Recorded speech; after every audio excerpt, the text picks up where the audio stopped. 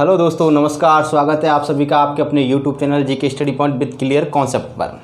तो दोस्तों, आज की क्लास में हम बात करेंगे स्वरों के विभाजन के बारे में। और दोस्तों, हमारे चैनल पर चल रही है हिंदी की क्लासेज, और हिंदी की क्लासेज में आज की क्लास में हम बात करेंगे स्वरों के विभाजन के बारे में। दोस्तों, वीडियो की तरफ चलने से पहले आप हमारे वीडियो को लाइक कर दें और ज़्यादा से ज़्यादा शेयर कर दें। अगर आप हमारे चैनल पर बिल्कुल नए आए हो दोस्तों, तो चैनल को सब्सक्राइब कर लें और तथा साथ साथ बेल आइकन को भी प्रेस कर लें, जिससे आगामी नोटिफिकेशन आपको तुरंत प्राप्त हो सकें। देखिए दोस्तों, कल तक हमने बताया था कल स्वर के बारे में, यानी वर्णमाला के बारे में। हिंदी व्याकरण का जो टॉपिक था वर्णमाला, यानी वर्णों की संख्या क्या होती है, वर्ड क्या होते हैं, वर्ण विचार क्या होता है, उसके बारे में बात करें। जो हमारा मुख्य टॉपिक चल रहा है दोस्तों, वो वर्ण विचार चल रहा है। और वर्ण विचार में मैंने कल बताया था आपको दोस्तों कि जो वर्ण होते हैं उन वर्णों की संख्या कितनी होती है, 2 होती है। एक होते हैं स्वर और दूसरे होते हैं व्यंजन। बात यहाँ तक क्लियर कल हो गई थी दोस्तों। और कल स्वर के बारे में भी हमने बता दिया था कि स्वर क्या होते हैं। ठीक है दोस्तों, तो स्वर क्या होते हैं? स्वर स्वतंत्र उच्चारित होने वाले शब्द वर्ण होते हैं जो निर्बाध उच्चारित होते हैं, स्वतंत्र उच्चारित होते हैं तथा स्वयं उच्चारित होते हैं, बिना रुकावट के साथ उच्चारित होते हैं। तो उसके बाद में कल स्वरों के बारे में बताने के बाद मैंने कल बता दिया था कि दोस्तों नेक्स्ट अगली वीडियो में स्वरों के विभाजन के बारे में बात करेंगे। तो आज हम स्वरों के विभाजन के बारे में बात करेंगे। ठीक है दोस्तों, तो मेन समझना ये है कि दोस्तों मैंने कल आपको बता दिया था कि हमारे हिंदी में स्वरों की संख्या कितनी होती है, 11 होती है। और 11 स्वर कौन कौन से होते हैं दोस्तों? मैंने कल बताया था आपको आ ई उ रे ए ऐ ओ और औ दोस्तों। यानी कुल मिला के बात है ये हमारे हिंदी के क्या हैं, 11 स्वर हैं दोस्तों। उन 11 स्वरों का हम क्या करेंगे, विभाजन करेंगे। और विभाजन दोस्तों हिंदी में जो स्वर हैं, इन स्वरों का विभाजन हम कई तरीके से कर सकते हैं, कई आधारों को बनाकर कर सकते हैं। देखिए दोस्तों, स्वरों का विभाजन हम मुख्य रूप से देखो दोस्तों, कुल मिला के कह सकते हैं मुख्य रूप 7-8 ऐसे आधार हैं जिन आधारों पर हम स्वरों को क्या करते हैं, विभाजन करते हैं। देखिए दोस्तों, कौन कौन से हैं विभाजनों के आधार? जैसे सबसे पहले हम ले सकते हैं उत्पत्ति के आधार पर हम स्वरों का विभाजन कर सकते हैं। एक तो उत्पत्ति के आधार पर कर सकते हैं। दूसरा विभाजन हम कर सकते हैं दोस्तों मात्रा काल के आधार पर। किसके आधार पर? मात्रा काल के आधार पर कर सकते हैं, या हम कह सकते हैं उच्चारण समय के आधार पर कर सकते हैं। उच्चारण समय का मतलब ये होता है दोस्तों कि किसी वर्ड को बोलने में जो समय लग रहा हो उस समय के आधार पर हम क्या करते हैं दोस्तों, स्वरों का विभाजन करते हैं। तीसरी बात अगर हम बात करें दोस्तों, तीसरी बात है हमारी ओष्ठाकृति के आधार पर। ओष्ठाकृति के आधार पर स्वरों का विभाजन कर सकते हैं। जैसे हम कह सकते हैं ओष्ठ की आकृति के आधार पर, ओष्ठ की आकृति के आधार पर। और दोस्तों चौथा विभाजन हम कर सकते हैं जिह्वा के आधार पर। जिह्वा के आधार पर कह सकते हैं कि जो हमारे किसी वर्ड को बोलने में जो जीभ की आकृतियाँ बनती हैं, उन आकृतियों के आधार पर हम कर सकते हैं स्वरों का विभाजन। नेक्स्ट पाँचवा हम कर सकते हैं दोस्तों मुखाकृति के आधार पर। मुखाकृति, यहाँ हम कह सकते हैं तालु की स्थिति, तालु की स्थिति। या हम कह सकते हैं जीभ की ऊंचाई, जीभ की ऊंचाई के आधार पर। और अगला देखो दोस्तों, और विभाजन हम कर सकते हैं, यानी मुखाकृति का मतलब मुख की आकृति हो गई। इसी में दोस्तों में आ जाती है तालु की स्थिति और जीभ की ऊंचाई आ जाती है दोस्तों। अगला जो हम कर सकते हैं वो कर सकते हैं मुख की मांसपेशियों की दृढ़ता के आधार पर, की दृढ़ता के आधार पर। ठीक है दोस्तों। और नेक्स्ट अगला, अगर ये मुख की यानी मांसपेशियाँ होती हैं वो किन वर्णों को बोलने में कठोर होती हैं, खिंच जाती हैं, किन वर्णों को बोलने में सरल हो जाती हैं, सॉफ्ट हो जाती हैं, उस आधार पर। ठीक है दोस्तों। अगला हम और कर सकते हैं जाति के आधार पर। और नेक्स्ट अगला हम कर सकते हैं दोस्तों प्रकृति या स्वभाव के आधार पर। प्रकृति या स्वभाव के आधार पर। और नेक्स्ट अगला हम कर सकते हैं दोस्तों उच्चारण स्थान के आधार पर। उच्चारण स्थान के आधार पर। तो हम कुल मिला कह सकते हैं कि जो हमारे दोस्तों हिंदी के 11 स्वर हैं, इन 11 स्वरों का जो विभाजन हम पढ़ेंगे कुल प्रकार से हम 9 आधारों को मानकर पढ़ेंगे। ठीक है दोस्तों, हमारे 9 आधार हैं स्वरों के विभाजन के। पहला आधार है उत्पत्ति का आधार, दूसरा आधार मात्रा काल या उच्चारण समय का आधार, तीसरा होठों की आकृति के अकॉर्डिंग, चौथा जीभ की आकृति के अकॉर्डिंग, पांचवा मुख की आकृति के अकॉर्डिंग, एंड छठवां हमारा मुख की मांसपेशियों की दृढ़ता के आधार पर, सातवां हमारे जाति के आधार पर, आठवां हमारा प्रकृति या स्वभाव के आधार पर, और नौवां उच्चारण स्थान के आधार पर। तो दोस्तों बात यहाँ पे समझना है कि जब हम स्वरों का विभाजन आपको पढ़ाएंगे तो स्वरों के विभाजन हम 9 आधारों के रूप में आपको बताएंगे। ये 9 आधार हैं, इन्हीं आधार पर आप जब स्वरों को पढ़ेंगे दोस्तों तो आपके लिए एक एक बात क्लियरली होगी, यहाँ पे एक एक पॉइंट समझ में आएगा। दोस्तों वर्ड विचार का ये टॉपिक है, बहुत ही इंपॉर्टेंट है, बिल्कुल एक एक पॉइंट को समझना है, क्योंकि इस टॉपिक में से हमारी जो एग्जाम्स होती है प्रत्येक एग्जाम में काफ़ी मात्रा में क्वेश्चन पूछे जाते हैं। और मैं आपको यहाँ पे एक एक पॉइंट को लेकर एक एक नई पॉइंट समझाते हुए नई नई चीज़ें बताऊँगा, ऐसी नई नई चीज़ें बताऊँगा दोस्तों जो आपको नई सुनने को मिली होंगी। देखिए दोस्तों, सबसे पहले हम बात करेंगे स्वरों के विभाजन में, उत्पत्ति के आधार पर हम स्वरों के विभाजन के बारे में बताएंगे। तो कुल मिला के बाद 2 दिन की क्लासेज में दोस्तों इन हम टोटल 9 आधार हैं स्वरों के विभाजन के, इन 9 आधारों को पढ़ेंगे। तो आज हम शुरुआत करते हैं सबसे पहले उत्पत्ति के आधार पर स्वरों के विभाजन से। दोस्तों देखिए दोस्तों, स्क्रीनशॉट ले लिया होगा दोस्तों आपने इसका। उसके बाद में देखिए दोस्तों, नेक्स्ट हम आधार की बात करेंगे।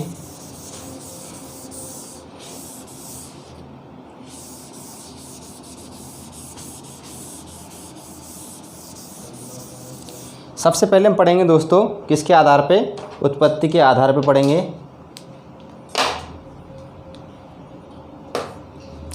उत्पत्ति के आधार पे, उत्पत्ति के आधार पर स्वरों के भेद। ठीक है दोस्तों, स्वरों के भेदों के बारे में पढ़ेंगे। 11 स्वर हैं हमारे, अब इनको कैसे कैसे हम बांट सकते हैं, किन किन आधारों में बांट सकते हैं वो देखेंगे। तो सबसे पहला जो हमारा भेद है दोस्तों वो है उत्पत्ति के आधार पर स्वरों के भेद। देखो दोस्तों, उत्पत्ति के आधार पर हम स्वरों के भेदों की बात करें तो उत्पत्ति के आधार पर देखिए दोस्तों, स्वरों को 2 भागों में बांटा गया है। कितने भागों में बांटा गया? 2 भागों में। सबसे पहली बात याद रखनी है, पेपर में यहीं से आपसे क्वेश्चन पूछ सकता है कि उत्पत्ति के आधार पर स्वरों को कितने भागों में बांटा गया है या स्वर के कितने भेद होते हैं। तो ये क्वेश्चन आपका यहीं से रेडी हो जाता है दोस्तों कि उत्पत्ति के आधार पर स्वरों के 2 भेद होते हैं। कितने भेद होते हैं दोस्तों? 2 भेद होते हैं। और 2 भेद वो कौन कौन से होते हैं दोस्तों, मैं आपको यहाँ बता देता हूँ कि उत्पत्ति के आधार पर, यानी कह सकते हैं कि उत्पत्ति के आधार पर स्वरों के 2 भेद होते हैं। पहला भेद होता है दोस्तों मूल स्वर। पहला भेद कौन सा होता है दोस्तों? मूल स्वर। और दूसरा भेद होता है दोस्तों संधेय स्वर। संधेय स्वर, यानी कुल मिला के हम कह सकते हैं कि उत्पत्ति के आधार पर स्वरों के कितने भेद हुए दोस्तों? 2 हुए। और पहला भेद कौन सा हमारा? मूल स्वर। ठीक है दोस्तों, मूल स्वर। और दूसरा भेद कौन सा हमारा? संधेय स्वर। बात समझ गए होंगे यहाँ तक। अब ये मूल स्वर क्या होते हैं, संधेय स्वर क्या होते हैं, प्रश्न हमारे मन में ऐसे उठेंगे दोस्तों। तो मूल स्वरों के बारे में बताते हैं दोस्तों। तो मूल स्वर ऐसे स्वर होते हैं जिनकी उत्पत्ति या जिनका निर्माण अपने आप से होता है, किसी के सहयोग से नहीं होता है। हम कुल मिला के कह सकते हैं दोस्तों कि ऐसे स्वर जिनका निर्माण, जिनकी उत्पत्ति किसी के सहयोग से ना हुई हो, किसी के सहयोग से ना होकर अपने आप से होती है, अपने आप से होती है। ठीक है दोस्तों, तो उनको हम क्या कहते हैं? मूल स्वर कहते हैं, यानी अपने आप से उत्पन्न होने वाले, यानी कुल मिला के जो किसी का सहयोग नहीं होता है इनके निर्माण में, इनकी उत्पत्ति में, उन स्वरों को हम क्या कहते हैं दोस्तों? मूल स्वर कहते हैं। और दोस्तों हिंदी में एक बात याद रखना दोस्तों कि हिंदी में जो मूल स्वर होते हैं दोस्तों, हिंदी में मूल स्वरों की संख्या कितनी है? 4 है। और वो मूल स्वर कौन कौन से हैं दोस्तों हिंदी में हमारे? आ, ई, उ और आपका री। दोस्तों एक बात यहाँ तक क्लियर हुई। दूसरी एक और बात समझना दोस्तों कि जो ये हमारे मूल स्वर होते हैं, इन मूल स्वरों को एक और नाम देते हैं दोस्तों हम, एक और नाम देते हैं इन मूल स्वरों को हम एकल स्वर भी कहते हैं। क्या कहते हैं हम? इन मूल स्वरों को हम एकल स्वर भी कहते हैं, एकल स्वर भी कहा जाता है। तो ये तो हमारे मूल स्वर के बारे की बात हो गई दोस्तों। बहुत इंपॉर्टेंट पॉइंट्स है दोस्तों, समझना आपको यहाँ से इस बात को कि एकल स्वर किसे कहा जाता है, यानी एकल स्वर कितने होते हैं याद रखना हिंदी में दोस्तों। एकल स्वर कितने होते हैं? 4। मूल स्वर कितने होते हैं हिंदी में? 4 होते हैं। एकल स्वर कितने होते हैं? 4। तो बात समझना, मूल स्वर को ही हम एकल स्वर कहते हैं। एकल स्वर क्यों कहते हैं? क्योंकि ये किसी का सहयोग नहीं लेते हैं दोस्तों, अपने आप से ही उत्पन्न होते हैं और अकेले ही उत्पत्ति होती है इनकी, किसी का सहयोग नहीं होने वजह से, अकेले उत्पन्न होने वजह से एकल स्वर कहा जाता है। तो बात समझ में आपको आ गई होगी मूल स्वरों के बारे में।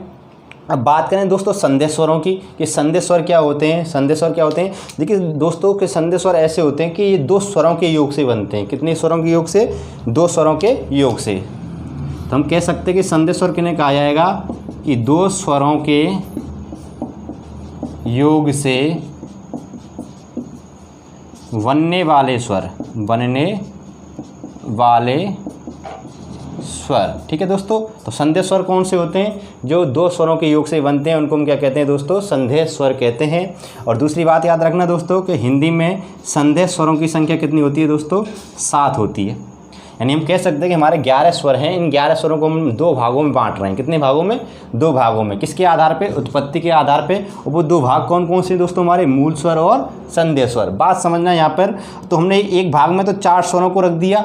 जब 4 स्वरों को हमने एक भाग में रख दिया तो 11 में से 4 गए दोस्तों, कितने बचे, शेष 7 बचे। तो कुल मिला कह सकते हैं दूसरा भाग होगा, उसमें 7 स्वर हमारे ऑटोमेटिकली आ ही जाएंगे। तो संधि स्वर कितने होते हैं दोस्तों, हमारे 7 होते हैं। और कौन कौन से होते हैं, आ, ई, उ, ए, ऐ, ओ और औ। ठीक है दोस्तों, तो ये हमारे चारों के चारों क्या हैं, संधि स्वर होते हैं। ठीक है, अब बात करें हम इनकी कि जो संधि स्वर होते हैं, इन संधि स्वरों में भी एक और विशेषता याद रखने की, संधि स्वर भी दोस्तों 2 प्रकार के होते हैं। यानी कि जो हमारा दूसरा भेद है, किसका, उत्पत्ति के आधार पर स्वरों का भेद, संधि स्वर। इस संधि स्वर को भी दोस्तों हम 2 भागों में बांटते हैं। कितने भागों में बांटते हैं, 2 भागों में बांटते हैं। वो 2 भाग कौन कौन से हैं दोस्तों, समझें यहाँ पे कि एक भाग है हमारा दोस्तों दीर्घ स्वर। कौन सा है, दीर्घ स्वर। और एक भाग है दोस्तों हमारा संयुक्त स्वर। संयुक्त स्वर यानी पहला और दूसरा। ठीक है दोस्तों, तो दीर्घ स्वर क्या होते हैं और संयुक्त स्वर क्या होते हैं, तो याद रखना कि दीर्घ स्वर और संयुक्त स्वर संधि स्वर के क्या होते हैं, 2 उपभेद होते हैं। अब दीर्घ स्वर का तात्पर्य क्या है और संयुक्त स्वर का तात्पर्य क्या है दोस्तों। देखिए दोस्तों, दीर्घ स्वर की विशेषता के अगर बारे में बात करें हम कि दीर्घ स्वर क्या होता है दोस्तों,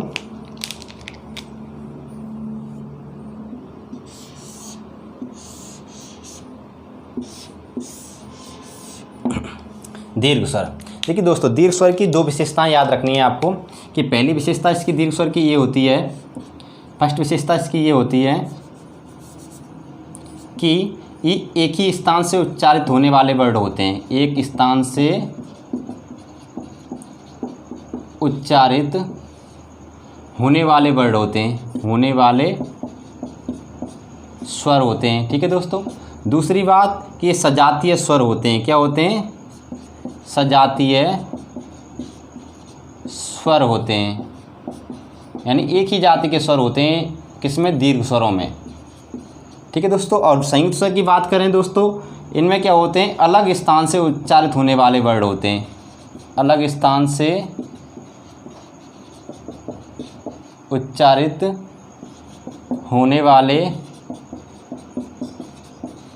वर्ड। ठीक है, और दूसरी बात है विजातीय स्वर होते हैं, विजातीय स्वर होते हैं। ठीक है, तो हम कह सकते हैं, देखिए दोस्तों कि संधि स्वर में क्या होता है कि 2 स्वर से 2 स्वरों के योग होता है। क्या होता है दोस्तों, 2 स्वरों का योग होता है। जब 2 स्वरों का दोस्तों योग होता है तब हमारा क्या बनता है, संधि स्वर बनता है। लेकिन संधि स्वर को भी हमने 2 भागों में बांटा, दीर्घ स्वर और संयुक्त स्वर। दीर्घ स्वर में क्या होगा कि सजातीय स्वरों का योग होगा। हम कह सकते हैं कि सजातीय स्वरों का योग होगा, यहाँ पे क्या होगा, योग होगा, तब क्या बनेगा, दीर्घ स्वर। लेकिन संयुक्त स्वर में क्या होगा, विजातीय स्वरों का योग होगा, तब क्या बनेगा हमारा संयुक्त स्वर। देखो कैसे बनते हैं दोस्तों, हम कह सकते हैं कि आ का मेल अगर आ से होगा, किससे होगा, आ का मेल अगर आ से होगा तब हमारा क्या बनेगा, बड़ा आ बनेगा। कुल मिला कह सकते हैं बड़े आ का मेल छोटे आ से होगा तो भी हमारा क्या बनेगा, बड़ा आ बनेगा। कुल मिला के हम कह सकते हैं ई का मेल ई से होगा तो क्या बनेगा, बड़ा ई। ऊ का मेल ऊ से होगा तो क्या बनेगा, बड़ा ऊ। कुल मिला के हम कह सकते हैं दोस्तों कि दीर्घ स्वरों में अपनी ही जाति के स्वरों का क्या होता है, योग होता है। बात को समझना दोस्तों, यहाँ से एक एक पॉइंट मैं आपको समझा रहा हूँ कि इसमें क्या होता है कि सजातीय स्वरों का योग होता है। जब 2 सजातीय स्वर मिलते हैं दोस्तों, सजातीय स्वर कौन कौन से होते हैं हमारे हिंदी में दोस्तों, कि ये दोनों क्या हैं, सजातीय स्वर हैं। ये भी दोनों क्या हैं, सजातीय स्वर हैं, और ये दोनों भी क्या हैं दोस्तों, सजातीय स्वर हैं। तो ये क्या एक ही जाति स्वर है। अब इन्हीं दोनों का आपस में क्या हो, योग हो, या इन दोनों का आपस में योग हो, इन दोनों का आपस में योग हो, या एक ही इनमें से आपस में योग हो, यानी हर जोड़े से क्या बनती हैं दोस्तों, 4 स्टेप बनती हैं। कैसे बनती हैं दोस्तों, जैसे आ धन आ, इस प्रकार भी हो सकता है, आ धन आ इस प्रकार भी हो सकता है, आ आगे भी हो सकता है और पीछे भी हो सकता है, और एक स्टेप इस प्रकार भी बन सकती है। यानी एक सजातीय जोड़े से 4 स्टेप बनती हैं। कितनी स्टेप बनती है दोस्तों, 4 स्टेप बनती हैं। और बराबर हमेशा क्या आता है, बड़ा आ आता है। ये संधियों में आपके लिए काम आएंगे दोस्तों। जो ये जोड़े बनाने की विधि है, ये आप जो संधि पढ़ेंगे उनमें आपके लिए विशेष महत्व यानी बहुत ही इंपॉर्टेंट साबित होंगे यहाँ पे। जब आप वर्ड विचार पढ़ लेंगे दोस्तों, तो ये समझो आपने हिंदी व्याकरण की 60% थ्योरी पढ़ लिया, यानी हिंदी व्याकरण आपने कम से कम 70% कंप्लीट कर लिया। एक ही टॉपिक से हिंदी व्याकरण 70% आप कंप्लीट कर लेंगे यहाँ पर दोस्तों। तो दीर्घ स्वर समझ गए होंगे दोस्तों। तो इस प्रकार हम कह सकते हैं कि हमारी हिंदी में जो दीर्घ स्वर होते हैं कितने होते हैं दोस्तों, 3 होते हैं। और 3 कौन कौन से हैं, बड़ा आ, बड़ा ई और बड़ा ऊ। ठीक है दोस्तों, तो ये 3 हमारे क्या हो गए, दीर्घ स्वर हो गए। अब बात करते हैं संयुक्त स्वरों की। तो संयुक्त स्वर में क्या होता है कि अलग स्थान से उच्चारित होने वाले वर्ड होते हैं। इनमें क्या होता है कि आ और आ का उच्चारण स्थान क्या है, एक है। ई और ई का उच्चारण स्थान भी क्या है, एक है। यानी आ का क्या हो गया, कंठ हो गया। ई का स्थान क्या हो गया, तालु हो गया। और ऊ का स्थान क्या हो गया अब दोस्तों, ओष्ठ हो गया। तो कह सकते हैं कि इनमें एक ही उच्चारण स्थान से उच्चारित होने वाले स्वर होते हैं। लेकिन यह संयुक्त स्वर में क्या होगा कि एक ही उच्चारण स्थान से उच्चारित होने वाले स्वर भी नहीं होंगे और एक भी जाति के स्वर भी नहीं होंगे। देखो कौन कौन से स्वर होते हैं, देखो दोस्तों इसमें संयुक्त स्वरों में हम आपको बता देते हैं कि देखो दोस्तों संयुक्त स्वर में 4 स्वर शामिल किए जाते हैं। एक होता है हमारा आ धन ई करते हैं दोस्तों, तो ए बनता है। ठीक है दोस्तों, दूसरी स्टेप में अगर हम करें आ धन ए, तो क्या बनता है दोस्तों, बड़ी ए। अगर तीसरी स्टेप की बात करें आ धन ऊ करें दोस्तों, तो हमारा क्या बनता है, ओ। और चौथी स्टेप में हम आ धन ओ कर दें दोस्तों, तो क्या बनता है, आओ। ठीक है, तो कुल मिला के हम कह सकते हैं कि हमारी हिंदी में जो संयुक्त स्वर हैं दोस्तों, संयुक्त स्वरों की जो संख्या है, संयुक्त स्वरों की जो संख्या है वो कितनी है, कुल मिला के 4 है। कितनी है दोस्तों, 4। यानी चार हमारे क्या होते हैं दोस्तों, संयुक्त स्वर होते हैं। अब संयुक्त स्वर 4 होते हैं हमारे दोस्तों, बात समझना यहाँ पे। अब यहाँ पे क्लियर बात हो गई कि ये दोनों अलग अलग जाति के हैं। आ अलग जाति का, ई अलग जाति का, आ अलग जाति का, ए अलग जाति का है, आ अलग जाति का है और ऊ अलग जाति का है, और आ भी अलग जाति का है और ओ भी अलग जाति का है। दूसरी बात, इनके उच्चारण स्थान भी अलग अलग हैं दोस्तों। यानी आ का उच्चारण स्थान क्या है दोस्तों, कंठ। और ई का उच्चारण स्थान क्या है दोस्तों, तालु। ई का उच्चारण स्थान क्या है, तालु। तो ये अलग अलग उच्चारण स्थान से होने वाले वर्ड स्वरों का क्या है दोस्तों, यहाँ पे योग हो रहा है। अब बात करें दोस्तों, आ का उच्चारण स्थान क्या है, कंठ है। और ए का उच्चारण स्थान क्या होगा दोस्तों, जब ये किससे मिलकर बनना है, आ और ई से, तो कह सकते हैं जब आ और ई से मिलकर बनना है तो इसका उच्चारण स्थान भी क्या होगा, ये दोनों ही होंगे। तो कंठ तालु कह सकते हैं कि ए का उच्चारण स्थान क्या होगा, कंठ तालव्य होगा, कंठ तालव्य। ऊ का उच्चारण स्थान क्या है दोस्तों, ओष्ठ है। क्या है, ओष्ठ। ठीक है दोस्तों, और ओ का उच्चारण स्थान क्या है, कंठ ओष्ठ। क्या है दोस्तों, कंठोष्ठ। तो कुल मिला के हम कह सकते हैं यहाँ पे अलग अलग वर्णों से उच्चारित होने वाले वर्णों का योग ही क्या होता है हमारा दोस्तों, संयुक्त स्वर कहलाते हैं। हम कह सकते हैं एक पेयर हमारा ये बन गया दोस्तों, एक पेयर ये बन गया, एक संयुक्त स्वर ये हो गया हमारा। एक संयुक्त स्वर कौन सा हो गया, ये हो गया दोस्तों। और एक संयुक्त स्वर हमारा कौन सा हो गया, ये हो गया। तो कुल मिला के हम कह सकते हैं हमारी हिंदी में कितने स्वर हैं, संयुक्त स्वर होते हैं, 4 संयुक्त स्वर होते हैं। ठीक है दोस्तों, संयुक्त स्वर क्या होते हैं दोस्तों, इनकी अगर परिभाषा पूछे कि संयुक्त स्वर ऐसे स्वर होते हैं जिनका उच्चारण स्थान जो अलग उच्चारण स्थान से होने वाले स्वर होते हैं या विजातीय स्वरों के योग से बनने वाले स्वरों को हम क्या कहते हैं दोस्तों, संयुक्त स्वर कहते हैं। बात यहाँ तक क्लियर हो गई। अब देखो दोस्तों एक और चीज़ याद रखना है यहाँ से कि जो हमारा ए है और एक छोटा ओ है दोस्तों, इन दोनों को दोस्तों हम क्या बोलते हैं, याद रखना दोस्तों, गुड़ स्वर बोलते हैं। क्या बोलते हैं, गुड़ स्वर बोलते हैं, गुड़ स्वर बोलते हैं। ठीक है दोस्तों, अब बात करें हमारे कौन सी, बड़ी ए और औ। ठीक है, 2 ये रह गए हमारे, एक ये है और एक ये है। इन दोनों को हम क्या बोलते हैं दोस्तों, वृद्धि स्वर। इन दोनों को क्या बोलते हैं हम, वृद्धि स्वर बोलते हैं, वृद्धि स्वर बोलते हैं। ठीक है दोस्तों, क्लियर हो गई बात यहाँ तक। तो हमने इतने सारे पॉइंट्स आपको यहाँ पे समझाए, उत्पत्ति के आधार पे ये स्वरों का पूरा क्या हो गया दोस्तों, वर्गीकरण हो गया। आप इसका स्क्रीनशॉट ले लीजिए दोस्तों, बहुत ही इंपॉर्टेंट टॉपिक्स है। अब मैं यहाँ पे आपको बताता हूँ कि पेपर में यहाँ से क्वेश्चन कैसे बनते हैं, कितने सारे क्वेश्चन यहाँ से एग्जामिनर बना सकता है। देखिए दोस्तों, यहाँ से जो एग्जामिनर होगा वो बहुत सारे क्वेश्चन आपके लिए बनाएगा। पहला क्वेश्चन तो यहाँ से आपके लिए बनाएगा एग्जाम के लिए, पेपरों के लिए, कि उत्पत्ति के आधार पे स्वरों के कितने भेद हैं। दोस्तों आपको बताना है उत्पत्ति के आधार पे स्वरों के कितने भेद, 2। दूसरा क्वेश्चन आपसे पूछेगा उत्पत्ति के आधार पर स्वरों के जो भेद होते हैं वो कौन कौन से होते हैं, तो मूल स्वर और संध्या स्वर होते हैं। आपसे नेक्स्ट अगला क्वेश्चन पूछेगा कि मूल स्वरों की संख्या कितनी होती है। तो दोस्तों आपको बताना है मूल स्वरों की संख्या कितनी होती है, 4 होती है। या फिर आपसे ये कह सकता है कि एकल स्वर कहा जाता है, एकल स्वर किन्हें कहा जाता है, मूल स्वरों को कहा जाता है, संध्या स्वरों को कहा जाता है, दीर्घ स्वरों को कहा जाता है, या संयुक्त स्वरों को कहा जाता है। तो आपको बता देना है एकल स्वर मूल स्वरों को कहते हैं और एकल स्वरों की संख्या कितनी है, 4। ठीक है दोस्तों, या वो आपसे पूछ सकता है कि निम्न में से कौन सा एकल स्वर है। ऑप्शन में आपके लिए ए रख देगा, ऑप्शन बी में आ रख देगा, ठीक है, ऑप्शन सी में क्या रख देगा, आपको बड़ा ऊ रख देगा, और ऑप्शन नंबर डी में आपको क्या रख देगा, ओ रख देगा। कह देगा निम्न में से एकल स्वर कौन सा है, तो आप बता देंगे कि हमारा एकल स्वर कौन सा है दोस्तों, आ है। बात क्लियर हो गई आपकी यहाँ तक। नेक्स्ट उसके बाद में अगले पॉइंट्स पे आ जाएगा, कहेगा कि संध्या स्वर कितने होते हैं। तो याद रखना दोस्तों, संध्या स्वर कितने होते हैं, 7। अब जो स्टूडेंट होता है दोस्तों वो यहाँ पे कंफ्यूज हो जाता है। यहीं पे वो क्या कर देता है, पेपर में क्वेश्चन जब पूछता है एग्जामिनर कि संध्या स्वर कितने होते हैं, 7 होते हैं, वो यहाँ पे क्या करके आ जाता है, 4 करके आ जाता है, जो गलत होता है। वो संध्या स्वरों को ही संयुक्त स्वर मानते हैं। बहुत सारे स्टूडेंट ऐसे हैं जो क्या करते हैं, संध्या स्वरों को ही संयुक्त मानते हैं, जबकि दोस्तों संध्या स्वर हमारे संयुक्त स्वर नहीं होते, संयुक्त स्वर अलग होते हैं और संध्या स्वर अलग होते हैं। तो याद रखना संध्या स्वर हमारे कितने होते हैं, 7। जब हम संध्या स्वर को क्या करेंगे दोस्तों, अलग बांटेंगे, इसके 2 भेदों में बांटेंगे, तो दीर्घ स्वर और संयुक्त स्वर निकल के आएंगे। तब हमें पता चलेगा कि संयुक्त स्वर तो हमारे कितने होते हैं, 4 होते हैं, ए ऐ ओ औ, और संध्या स्वर हमारे कितने होते हैं दोस्तों, 7 होते हैं, और दीर्घ स्वर हमारे कितने होते हैं दोस्तों, 3। ये याद रखना, आपसे पेपर में पूछ सकता है दीर्घ स्वरों की संख्या कितनी होती है, 3। ठीक है दोस्तों, वो 7 भी बता सकता है, 7 भी होती है दीर्घ स्वर, क्योंकि इन सभी को दीर्घ स्वर ही मानते हैं। लेकिन बाई चांस ऑप्शन में 7 ना दे, 1 2 3 4 ही दे दे और तब पूछे कि दीर्घ स्वरों की संख्या कितनी है, तब आप कंफ्यूज हो जाएंगे। तब आपको बता देना है दीर्घ स्वरों की संख्या कितनी होती है, 3 होती है। मूल रूप से उत्पत्ति के आधार पर, यहाँ ऐसे भी पूछ सकता है कि उत्पत्ति के आधार पर दीर्घ स्वरों की संख्या कितनी है, तो आपको 3 बतानी है दोस्तों। कितनी बतानी है, 3 बतानी है। अगला पॉइंट हमारा संयुक्त स्वर है दोस्तों, कि संयुक्त स्वर कितने होते हैं, 4। कौन कौन से होते हैं, ए ऐ ओ औ। ठीक है दोस्तों, अब आपको इनका विच्छेद भी याद रखना है, इनका योग भी याद रखना है कि जो ए होता है वो किसके योग से बनता है, किन स्वरों के योग से बनता है, आ और ई के। जो बड़ी ए होती है वो किन स्वरों के योग से बनती है, आ और ए के योग से बनती है। जो ओ होता है दोस्तों किन के योग से बनता है, किन स्वरों के योग से बनता है, आ और ऊ के योग से बनता है। और जो अ होता है वो तो दोस्तों वो किन स्वरों के योग से बनता है, आ और ओ के योग से बनता है।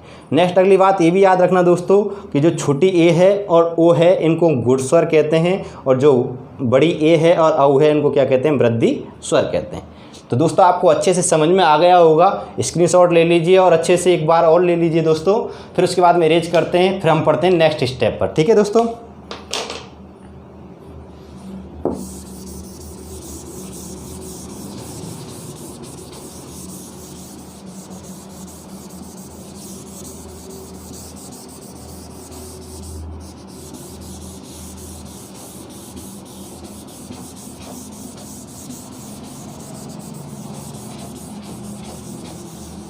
अब देखिए दोस्तों हम नेक्स्ट अगली बात करेंगे। हमारा जो नेक्स्ट टॉपिक होगा, नेक्स्ट हम अगली जो बात पढ़ेंगे कि मात्रा काल या उच्चारण समय के आधार पे। किसके आधार पे दोस्तों, मात्रा काल या उच्चारण समय।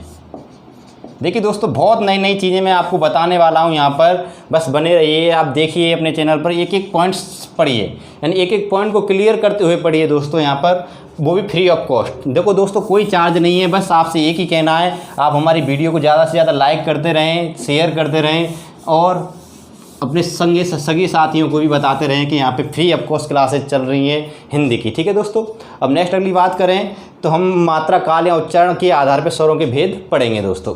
ये मात्रा काल या उच्चारण समय के आधार पर स्वरों के कि दोस्तों कितने भेद होते हैं दोस्तों, 3 भेद होते हैं। वो आपसे पूछे कि मात्रा के आधार पर स्वरों के कितने भेद होते हैं। किसके आधार पे दोस्तों? मात्रा के आधार पे। तो 3 बताना है। वो आपसे ये कहे कि उच्चारण समय के आधार पे स्वरों के कितने भेद होते हैं दोस्तों, आपको बताने 3। कितने होते हैं? 3 होते हैं। बात यहाँ तक क्लियर हुई दोस्तों कि मात्रा काल के आधार पे या उच्चारण समय के आधार पे स्वरों के कितने भेद होते हैं? 3 भेद होते हैं। पहले एक पॉइंट को याद रखना दोस्तों, एग्जामिनर के मूड की बात होती है, वो कहीं से पूछ सकता है और इन्हीं में से क्वेश्चन पूछे जाते हैं और क्वेश्चन बनते भी हैं। ठीक है दोस्तों, बात करते हैं मात्रा काल के आधार पर। कल मैंने आपको बताया था मात्रा किसे कहते हैं कि वर्ड के उच्चारण के कालमान को हम क्या कहते हैं दोस्तों? मात्रा कहते हैं। उच्चारण के कालमान यानी उच्चारण का कालमान क्या होता है कि किसी वर्ड को बोलने में हम जो समय लेते हैं उस समय को ही हम क्या कहते हैं दोस्तों? मात्रा कहते हैं। किसी वर्ड को बोलने में जो हमें टाइम लगता है, जो समय लगता है, वही समय हमारा क्या कहलाता है दोस्तों? उसी समय को हम क्या बोलते हैं? किसी मात्रा कहते हैं। क्या कहते हैं? मात्रा। दूसरी बात याद रखना कि जो मात्रा होती है वो केवल किसकी होती है दोस्तों? स्वरों की होती है। कल मैंने आपको बता दिया था। और मात्राएं कितने प्रकार की होती हैं? 4 प्रकार की होती हैं दोस्तों। कितने प्रकार की? 4 प्रकार की। 1 मात्रा, 2 मात्रा, 3 मात्रा, 4 और अर्धमात्रा। ठीक है दोस्तों। 1 मात्रा किसकी होती है? ह्रस्व स्वर की।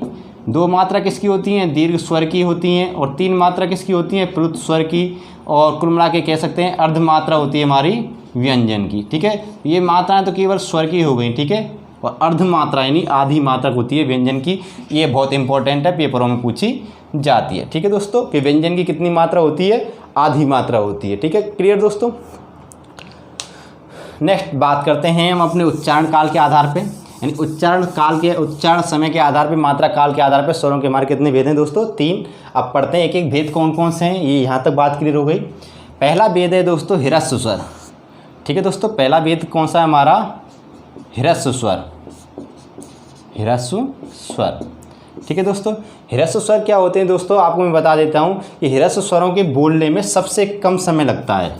ठीक है, वे स्वर यानी ह्रस्व स्वर कौन से होते हैं कि ये अपने उच्चारण में, यानी इनके उच्चारण में क्या होता है दोस्तों? सबसे कम समय लगता है। सबसे कम समय लगता है। दूसरी बात कि 1 मात्रा का समय लगता है। 1 मात्रा का समय लगता है।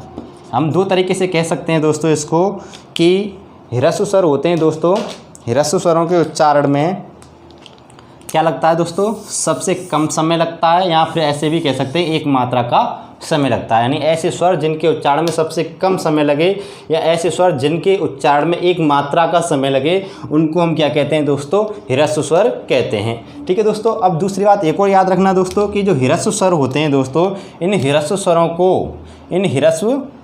को दोस्तों एक मात्रिक स्वर ठीक है दोस्तों। दूसरी बात लघु स्वर,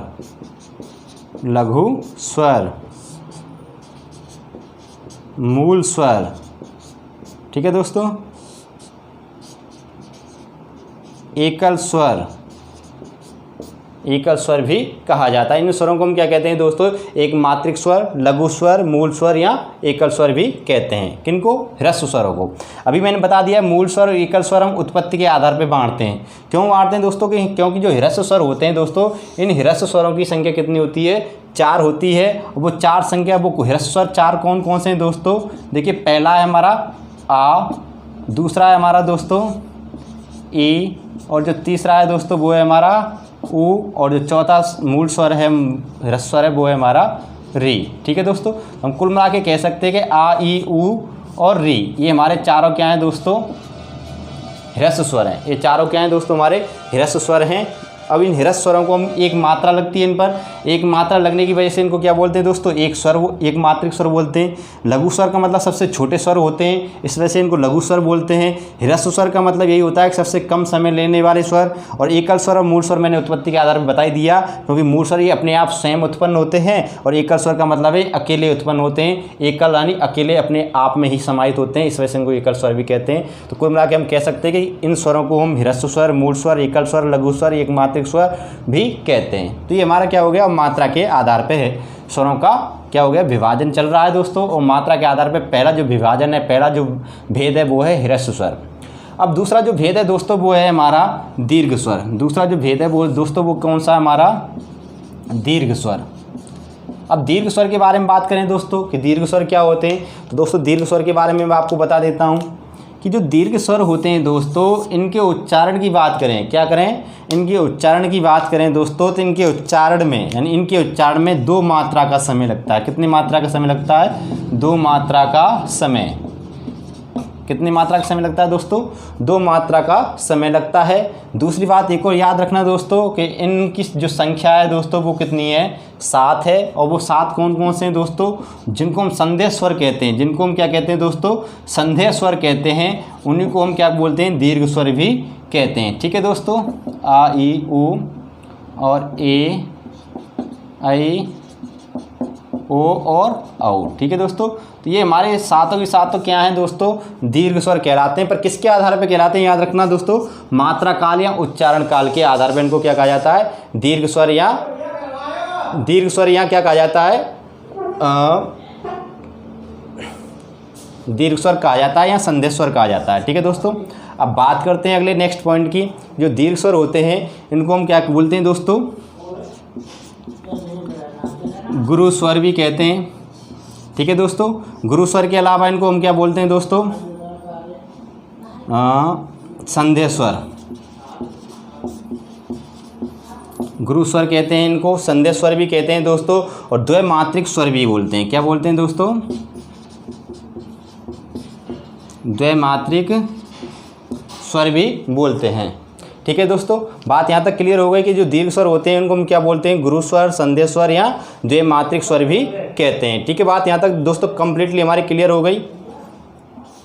अब देखो दोस्तों, समझने वाली बात इसमें क्या है कि देखो दोस्तों, दीर्घ जो स्वर होते हैं इनको समझने वाली बात क्या होती है कि दीर्घ स्वरों में पहली बात कि 2 मात्रा का समय लगता है। संख्या कितनी दोस्तों? 7। ठीक है, और इनको हम क्या बोलते हैं? गुरु स्वर, संदेह स्वर या द्वैमात्रिक स्वर भी कहते हैं। बात यहाँ तक क्लियर हो गई दोस्तों। अब हम बात करेंगे तीसरे भेद के बारे में। क्या करेंगे? बात तीसरे भेद के बारे में। ठीक है दोस्तों, स्क्रीनशॉट ले लीजिए दोस्तों, बहुत ही इंपॉर्टेंट है ये। पॉज कर देंगे अगर हल्ला हो तो। ठीक है दोस्तों, अब देखो दोस्तों, मैं इसको इरेज करता हूँ।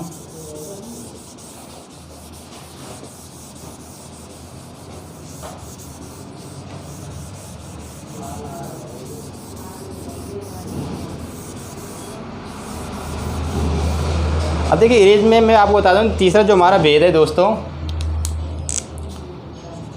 तीसरा जो भेद है वो है हमारा प्लुत स्वर। कौन सा है दोस्तों? प्लुत स्वर। देखिए, मूलतः जो ये तीसरा भेद है उच्चारण या मात्रा काल के आधार पे दोस्तों, इसकी अगर बात करें दोस्तों, इसके उच्चारण में 3 मात्रा का समय लगता है। कितनी मात्रा का समय लगता है दोस्तों? 3 मात्रा का समय लगता है। हम कह सकते हैं दोस्तों कि इसके उच्चारण में 3 मात्रा का समय लगता है।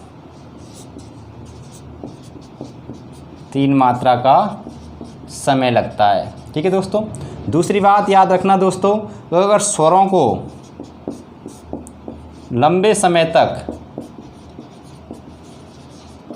खींचकर बोला जाता है, खींचकर बोला जाता है। प्लुत स्वर में क्या होता है कि जो स्वर होते हैं, स्वरों को लंबे समय तक क्या बोला जाता है दोस्तों? खींचकर बोला जाता है, और इनमें 3 मात्रा का समय लगता है। और दूसरी बात एक और समझना दोस्तों, जो प्लुत स्वर होते हैं, इसका अगर तात्पर्य बात पूछा जाए या शाब्दिक अर्थ के बारे में पूछा जाए कि इसका शाब्दिक अर्थ क्या होता है दोस्तों,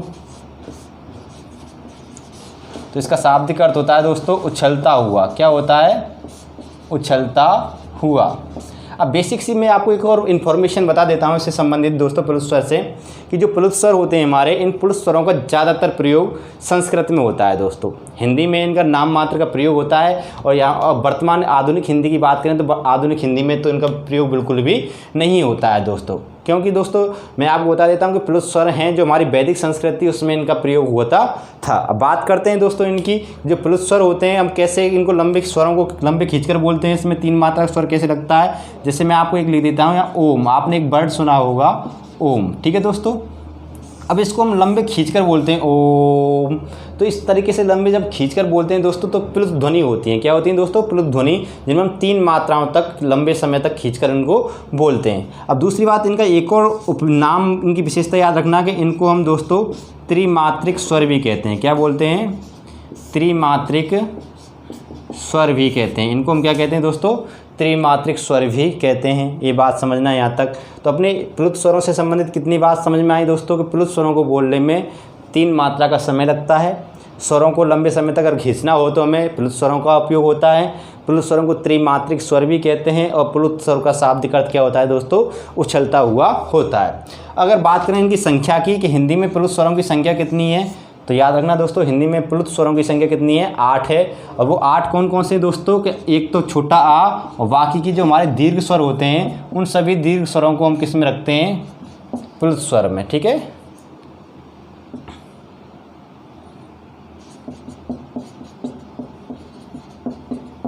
अब देखिए दोस्तों, अब डायरेक्टली अगर आपसे ये लिख दें हम कि आ, ये क्या है, तो ये तो दीर्घ स्वर है, लेकिन दोस्तों इसको हम खींच के बोलें आ,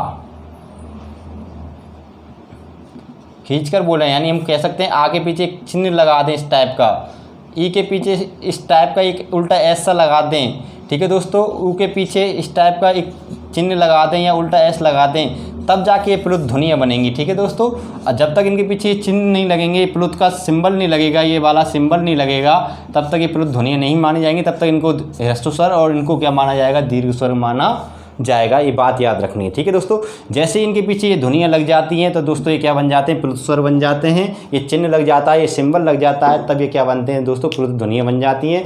और हिंदी में हमारी कितनी प्लुत ध्वनियाँ बन सकती हैं, 8 प्लुत ध्वनियाँ बन सकती हैं। अब दोस्तों प्रश्न इसमें से कैसे पूछा जाता है, जब इनका प्रयोग हिंदी में होता ही नहीं है, संस्कृत में होता है, तो फिर हिंदी में इनका क्या महत्व है, हिंदी में इनसे संबंधित प्रश्न कैसे पूछे जाते हैं। तो दोस्तों मैं आपको बता देता हूँ कि देखो हिंदी में भी पूछे जाते हैं इनसे संबंधित प्रश्न, और जो हमारे भाषात्मक क्वेश्चन होते हैं दोस्तों, यानी हम कह सकते हैं कि आप शिक्षक भर्ती में आप तैयारी कर रहे हो, सीटेट की या किसी भी स्टेट टेट की तैयारी कर रहे हो, तो उनमें जो भाषात्मक क्वेश्चन होते हैं, यानी जो सब्जेक्टिव जो लैंग्वेज के भाषात्मक क्वेश्चन होते हैं, उनमें पूछ लिए जाते हैं। जैसे मान चलो कैसे पूछते हैं दोस्तों, मैं आपको बता देता हूँ कि मान चलो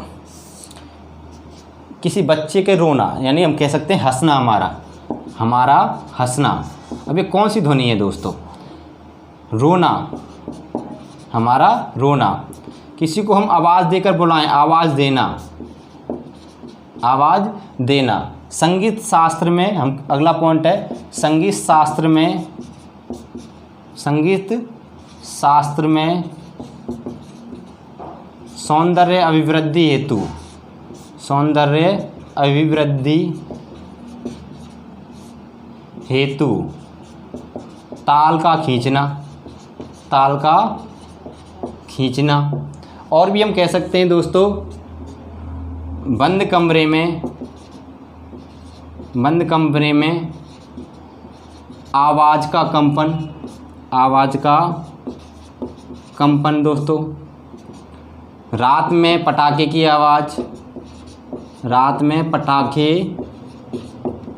आवाज़। ये जो जितनी भी हमने लिखी हैं दोस्तों यहाँ पे, ये सभी ध्वनियाँ हमारी क्या है, प्लुत होती हैं, क्योंकि इनमें काफ़ी समय तक खींचकर बोलते हैं।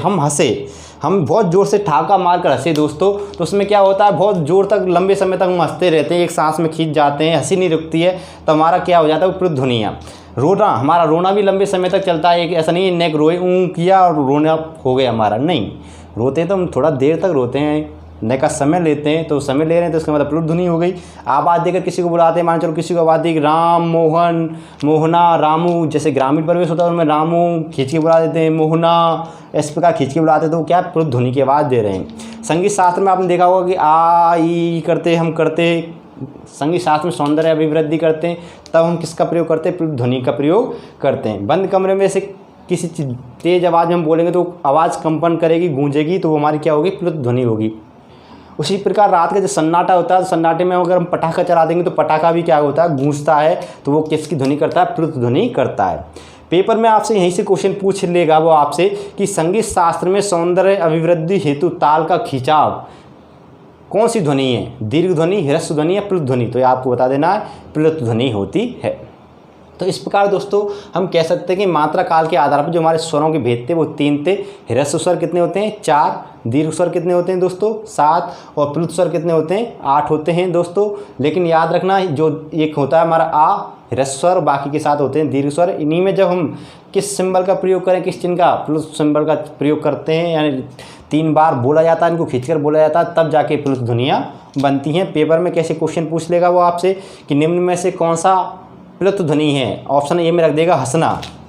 निम्न में से प्लुत ध्वनि है। ऑप्शन नंबर ए हंसना, ऑप्शन नंबर बी रोना, ऑप्शन नंबर सी आवाज़ देना और ऑप्शन नंबर डी पढ़ना। ऑप्शन नंबर डी पढ़ना। देखिए दोस्तों, यहीं से बन गया क्वेश्चन। नॉर्मली एग्जामिनर के मूड की बात है, कैसे क्वेश्चन बनाते दोस्तों, बस आपको थोड़ा डीपली पढ़ना है कि पॉइंट को समझते हुए पढ़ना है, रट्टा नहीं मारना है, पॉइंट को समझना है। जब आप समझ जाओगे दोस्तों, जब समझने लग जाओगे तब आपको कोई भी दिक्कत नहीं होगी। तो बात समझ गए होंगे दोस्तों। तो इसका जो सही उत्तर है वो हमारा क्या है, पढ़ना, यानी ये प्लुत ध्वनि नहीं है। ठीक है दोस्तों, क्लियर हो गया हमारा पॉइंट्स। अब देखो दोस्तों, इसके बाद में जो हमारा तीसरा भेद है वो तीसरा भेद है ओष्ठाकृति के आधार पे स्वरों के भेद, यानी ओठ की आकृति पे स्वरों के भेद। तो दोस्तों वो जो हमारा नेक्स्ट अगला भेद है स्वरों का, जो अगला विभाजन है वो तीसरा विभाजन हम कल कराएंगे दोस्तों। कब कराएंगे? कल की क्लास में कराएंगे। आज की क्लास में बस इतना ही दोस्तों। आज की क्लास आपको हमारी बिल्कुल पसंद आई हो तो वीडियो को लाइक कर दें, शेयर करें। मेन फोकस दोस्तों आप अपना शेयर करने पे रखें। जो दोस्त हैं हमारे, जो फ्रेंड्स हैं जिनको ये वीडियो देखने को मिल रही है, वो अपने सभी दोस्तों को शेयर अवश्य कर दें दोस्तों। उनको बताएं कि यहाँ हिंदी की आपकी प्रोफेशनल एक तरीके से official free of cost classes चल रही हैं, वो भी कम्प्लीटली मेथड के साथ संपूर्ण तथ्यों को लेते हुए। ठीक है दोस्तों, तो आज की वीडियो में बस इतना ही। नमस्कार, चलते हैं दोस्तों, आपसे नेक्स्ट मिलते हैं फिर कल की क्लास में। तो दोस्तों नमस्कार दोस्तों।